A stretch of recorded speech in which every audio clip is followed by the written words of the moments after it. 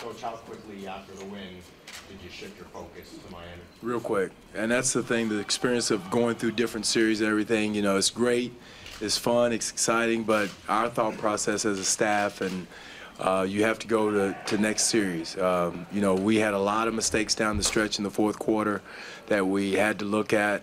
I did look at the fourth quarter mainly and just saw some of the things we didn't do that we got to clean up, but it was quickly right on to Miami.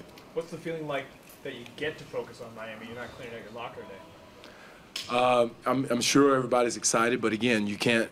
That's the last 2 weeks, so now we got to switch quickly to Miami, and that's the experience of going through from series to series. Being in Seattle, Dallas, you know, going through those different series, different years, you got to change directions quickly. Celebrate quick, enjoy for about. I told the guys celebrated until about midnight. Now we got to start thinking about Miami. Does it give you more confidence though when you know you've gotten through round one? Yeah, it should. It should. It should give us confidence. You know, to go in the next round, to go against Miami. They're a very good team, experienced team, a team we've competed well against, but that doesn't mean anything in the playoffs. So now we got to concentrate on preparing and getting our schemes and matchups and everything ready for Miami. How have they changed since Bosch has been out, since the All-Star break? Small ball. They're a lot smaller, quicker, faster. Their offensive efficiency has gone up, and they're still an excellent defensive team. Much like Indiana, but they're stretching the floor. Dang is shooting the ball very well. Dragic is shooting the ball very well, attacking. Josh Richardson shooting they're scoring at a high clip now, and again it comes from their penetration. It starts their penetration, attacking the paint. You know, our work is cut out for us on the defensive end, much like it was against Indiana. It's probably fair to say Indiana didn't have a shot blocker presence like Whiteside. No question. How do you attack him with this group? Well, we've got some plans in place, Doug. It's going to be a challenge of how we do it. A couple of different ways we have to look at it because he cleans up a lot of mistakes for them. I mean, you got to respect that. You got to respect he's going to be there, and our relocation after penetration is going to have to be pristine.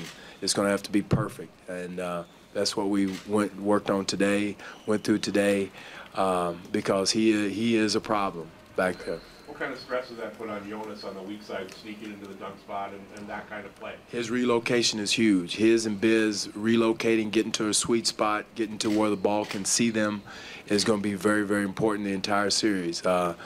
It's amazing. They go from a top 5, rim protection team to, to the bottom of the league when he's out. So there's 2 different mindsets we got to have. Dwane, what are your thoughts about the point guard matchup? It's gonna be good. You got 2 of the elite point guards in Kyle and Dragic, going at each other. Dragic is playing at a high clip right now.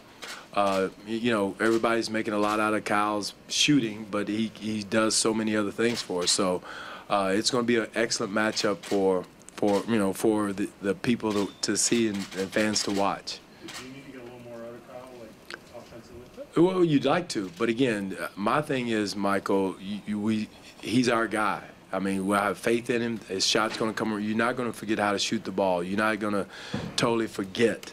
And I think the more you talk about it, it's like something like that. The more you start overthinking it. Play basketball, shoot the basketball. You're a shooter, shoot it. Shoot the shots you made. Work on them, which he does. He's coming back in at night working on them. But again, don't overthink it. Let the game come to you. If your shot's there, take it. Don't force it. And I thought he's been doing a good job of that. DeMar did a better job of that last night, letting the game come to him and taking the shots he normally takes. Coach, we saw the bench come up in a big way in the last couple of games. How is that going to play forward in the team? That young man was just in here, Norman. I'm proud of him, the way he's played, produced. He's met the challenge. The moment hasn't been too big for him. He's played in a mature way, shot the ball with confidence. It's a big leap from UCLA to the NBA playoffs, and he's done that. And so I'm really happy for him, proud of him for doing that. And then, Biz has come in and done his thing. I think Biz is an elite defender. He protects the rim a lot like Whiteside does. And so both those young men coming off the bench do a great job. Go ahead, Matt. If ultimately Norm is matched up with Dwane Wade, how much of a different challenge is that? Well, if that happens, if that matchup is there, if we have that matchup, again, it's a challenge. Dwane Wade and Joe Johnson is a challenge for any team. The way they're veteran scorers, they're born scorers. They've done it for a long period of time in the playoffs. It's a challenge for whoever guards him. I'm not saying Norm is going to guard him, but whoever guards him is going to be it's going to be a challenge for him. You mentioned their small ball, the way they use 3 wings. Mm-hmm. Does that put a little bit more pressure on you guys to approach things differently than you would have, say, against Indiana or a team that plays bigger? Well, everything's in play. Every series is different. Every theme is different. Guys going to have to be ready. They may not have played last series, so everybody's got to be ready to play. Obviously, the focus is on Miami now, but how much does last night's win ease the pain of what happened the last 2 playoff seasons? Again, I'm not thinking about what happened the last 2 seasons. I'm thinking about the Miami Heat. I mean, believe me, I was happy we won, we advanced, but immediately I got out of there quick last night as soon as I got through talking to you guys. Went home and watched the 4th quarter and got right on the Miami Heat. And I've done that my whole coaching career. Our coaches did that. And we were up all night and ready to get ready for the game, tomorrow night, because it's a quick turnaround. One day, we got to go from exhaling to 100 miles an hour real quick, and it's going to be a battle. And that's the difference of an experienced team going from winning a series, and then all at once you guys will be writing the same thing opposite tomorrow if we lose tomorrow night. So I don't have those emotional swings like that. So happy for a minute, and like I told the guys, we got to change focus and think about the Heat. When you've spoken about Miami in the past, you've talked about their championship pedigree. How daunting is their experience, the things that they've been through in the past, going into a series like this? Well, Dwane Wade has been there through the whole thing, and again, it's rubbed off. Corey Josephs has been there for us. I've been there as a coach. I can't get out there and play or do anything, but just the experience of going from series to series is huge, and turning the page is huge. So it's important. I think it rubs off. Wade's experience and pedigree rubs off to them with that air of confidence that they have from that area, but I think that's probably where it stops, is his experience of being there before. He can show the other guys. He plays to it. He won the game for him in Charlotte I think it was game 6. He took over and won the game for him, and just that experience, Josh, it helps him tremendously. Wayne, to follow on that, how dangerous is Wade still at this point? It's very dangerous in a series, in a playoff setting, very serious, long timeouts. He's been there before, as Josh had mentioned. He knows the ups and downs, when he can turn it on, turn it off, when to attack, when not to attack, how the officials are calling the game. All those tricks of a playoff experience are huge, and he's been there before, so it makes him very dangerous. Coach, how do you solve the puzzle around regular games and playoff games? It seems that there's a disparity between the performances here. Raptors had a great regular season, but in the playoffs perhaps not so much. And then you've got a team like the Heat who are coming in 8 games behind the Raptors, but have championships under their belts. How do you solve that puzzle? Well, again, it's about watching guys grow up in front of you. I think you're doing that. You're seeing a kid, Norm Powell, grow up. JV all year has grown up in front of us.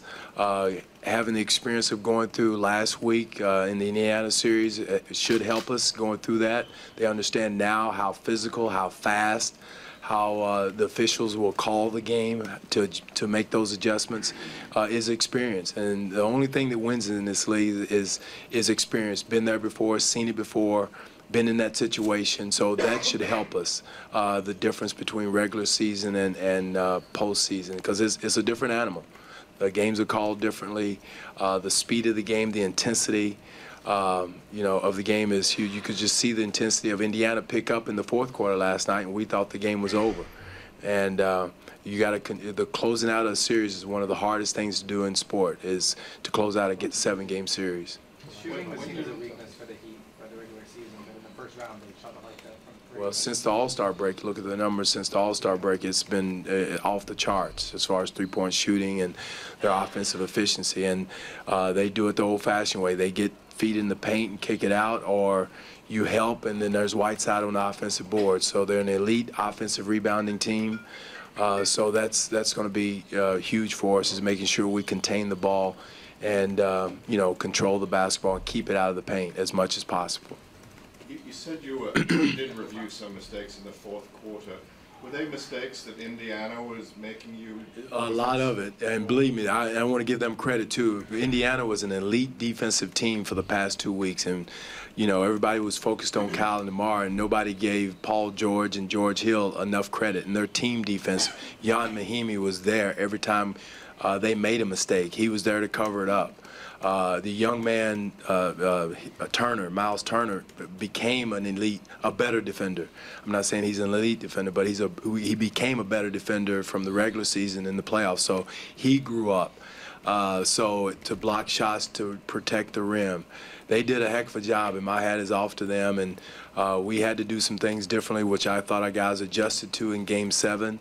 But the fourth quarter wasn't pretty. I thought we kind of slowed the pace down too much instead of continuing the pace and keep pushing the ball down the floor. And we made some uncharacteristic plays, passes, and I think 4 of our turnovers were down the stretch. We only had 8. But I thought some of our turnovers was in those situations, which we covered today. From a coaching standpoint, so how important is the emotional, IQ taken from the players themselves, the level of energy, and utilizing that within the game set? Because it might be a bencher, or it might be a starter who's playing well that game. How are you changing your strategies based on? Well, if I told you that, I'd be telling Miami right now. If I told you that, right? But again, like I mentioned, it's going to be a different theme, a different story. It may be different people out there playing, different rotations, and those are the things we have to adjust to with this next series. It'll be maybe totally different than it was against Indiana. Does that work with DeMar? Huh? Does that work with DeMar, reflecting his play from last night and he was getting into the game? Well, I hope so. I think it did. I think, he took some shots that he normally took during the season. But again, I thought DeMar was decisive. I think that's the main thing. Even though he missed shots, he was still decisive in his play, and I think that's the difference with him. You don't forget how to score. And same with Kyle. Play basketball. Don't overthink it. Don't have paralysis by analysis, and just continue to play. Dwane, Kyle, you got asked about the 32 shots or whatever it was that DeMar took, and he said, look, he's going to, I don't care how many he takes, as long as, we get what we get. Right. But where do you stand on that? Like, there's a fine line between too much and too... Well, yeah, you got to be smart. Shot selection is huge. I thought DeMar was trying to be aggressive. I don't mind that. We needed it. Again, if someone else was red hot, then okay, that may be too many shots. But we were struggling finding that second and third option to score, and so I thought he had to be more aggressive. But again, shot selection is very important. Overhandling the ball is even more important to not to do. And we got to continue to move the basketball. I thought we did early in the game, and I thought that helped us build the lead. And then once we stopped doing that is when we got in trouble. With Norman, expectations from outside, they get more people seeing the higher they get. What about your expectations of him right now? How much are they growing? What I expect of him is to continue to be a defender, elite defender, like I said early in the season when he first came. His three-point ball has gotten to be a part of his repertoire, but it's not the most important part. It used to be just gravy, but it's gotten to be a little bit more important now because he's proven that he can do it. His approach, he's a mature young man, doesn't get too emotional, too excited. You don't rattle him. He's not, he's going to be not overwhelmed because he's guarding Paul George or whoever. So that's very impressive. He's not, I can't use the words I want to use, but he's not, he's not a deer in the headlights. That's a better analogy. Did he always have that? Was that something you picked up on him right away, or something that No, he had it. He had it this summer. I thought that part of his game, Chris, I thought was very impressive. How cool under pressure he was. He was a competitor. His toughness, I knew it was there. Now, whether you could translate that summer league basketball to an NBA game, he slowly but surely evolved. He got better as a three-point shooter because he works on it every day. But again, until you get that experience under your belt and you see a kid do it like he's done it, you don't know. And he took advantage of an opportunity, unfortunate opportunity of DC going down, and he jumped in there and proved himself. Now he could have went and not accomplished anything, but he took advantage of the opportunity, and he's a great example of always staying ready. Dwane, what challenges does Luol Deng pose? Three-point shooting right now, Rachel. He's really shooting the ball right now at a high level. His experience, his toughness is a challenge. Everything